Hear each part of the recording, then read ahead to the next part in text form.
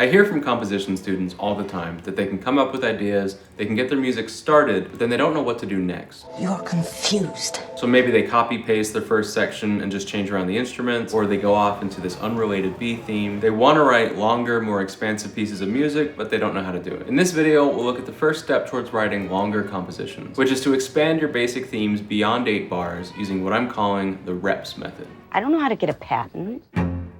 Hey everyone, welcome back to the channel. My name is Ryan. I've written music for projects on Netflix and Disney, and this is where I talk about the craft of writing music. I've talked a lot on this channel already about the sentence and the period, which are 2 melody forms that in their textbook version are 8 bars long. So today we're going to look at how to expand these basic forms into longer themes, and how you can keep all the benefits of those formulas while also being more flexible and hopefully more musical. For each technique, we're going to look at how you can use it for the 3 different parts of a theme: the beginning, the middle, and the end. MIDI files for all the examples on this video will be available on my Patreon, and I'll put a link in the description. So let's get into the reps method. The R stands for repeat. This means taking existing material and immediately saying it again, and immediately saying it again. Sometimes you can repeat exactly, sometimes you might repeat with a little variation. Keep it interesting. We'll start with endings, because repeating the ending of a theme is pretty much always effective. You can repeat the entire last phrase, or even just the last few bars in the cadence. Repetition at the end also gives you a chance for a deceptive cadence, because you can set your audience up to expect a certain conclusion and then surprise them. For example, we could take this theme with a pretty clear-cut cadence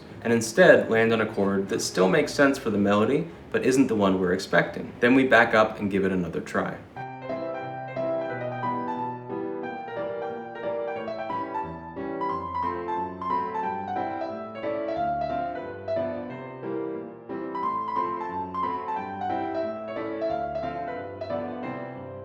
Repeating the beginning of your theme doesn't really work too well for the sentence form, because we already have that repetition built into the formula. In the Mario 2 example we just looked at, bars 3 and 4 were already a varied repetition on bars 1 and 2. Any more repetition and it would sound repetitive. Something you can do, which is probably more effective in the period form, is a call and response. This works especially well when you do the response in a different range or on a different instrument. So in this theme, we could take the first 2 phrases and immediately echo them back an octave lower.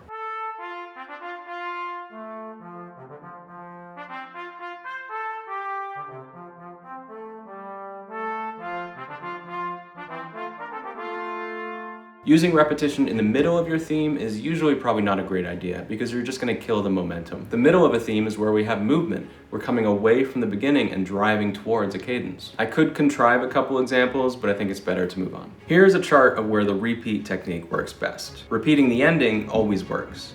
In the beginning, repetition sometimes works, depending on the music, and repetition in the middle, usually not so much. Next we have E, which stands for extend. Extending an idea means stretching it beyond the expected length. So for example, taking a 2-bar basic idea and stretching it into a 3-bar basic idea. Sequencing is especially useful here, where you maintain the shape of the motive but change its pitch register. For example, we could sequence a motive from this theme and extend the opening phrase from 4 bars to 5. And if we do the same thing when the basic idea repeats, we've made these 8 bars into 10, but it still feels natural.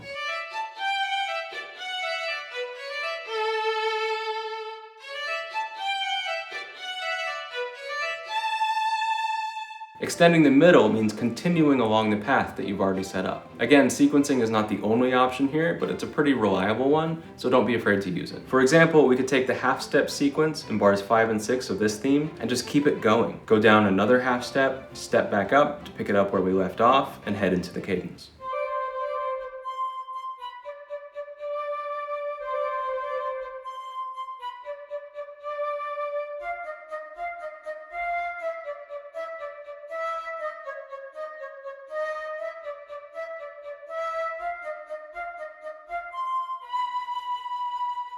You can extend the ending of your theme by stretching out the time it takes to reach your cadence. So one thing you could do is look at your theme and find a moment where it's clear you're setting up the path towards the end and back up from there. In this theme, we can see this climbing line towards the end. So we could start the line a third lower and take even more time to climb up.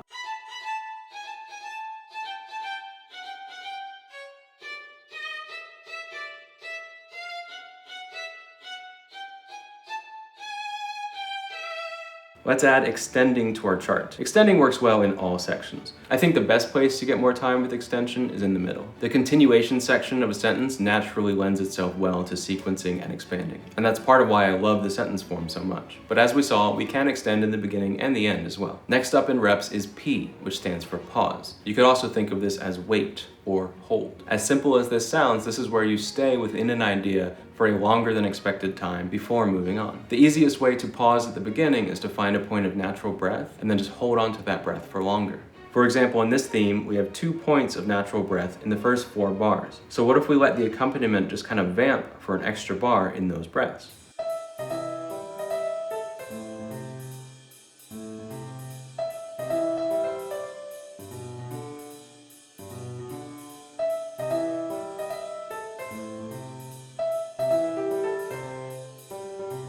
Holding or pausing at the beginning of a theme can actually give you some restlessness and tension, but not in a dissonant way, but in more of a, like, okay, come on, let's get going kind of way. You can get a similar effect with the false start, where it takes your melody a couple tries to rev up and get going.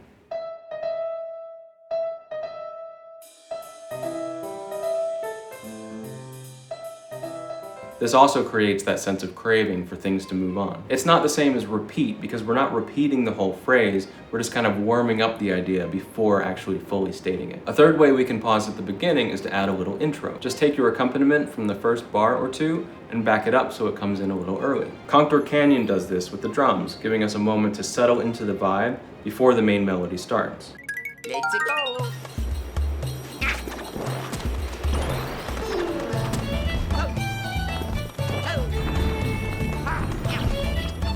Similar to repeating, I don't think the middle is the greatest place for a pause because once again, you're going to kind of kill that forward momentum that the middle is so good for. One possibility is to hold before the onset of a cadential phrase, especially if there is a natural breath in the theme where you could hold for a moment without disrupting the flow. So in this theme, if you needed to buy an extra bar of time, this is a place where you could do it and no one would hardly notice.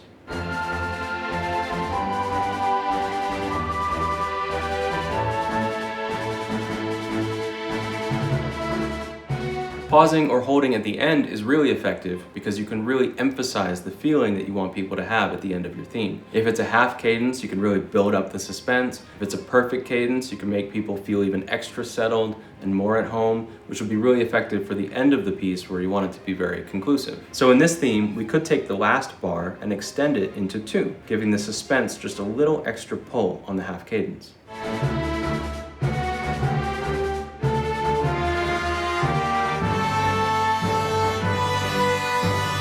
So now let's add pause to our chart. Pausing near the beginning can build up suspense. Pausing at the end can prolong the conclusion. And pausing in the middle will probably kill momentum. So we have repeat, extend, pause, and the S is for subscribe. No, I'm just kidding.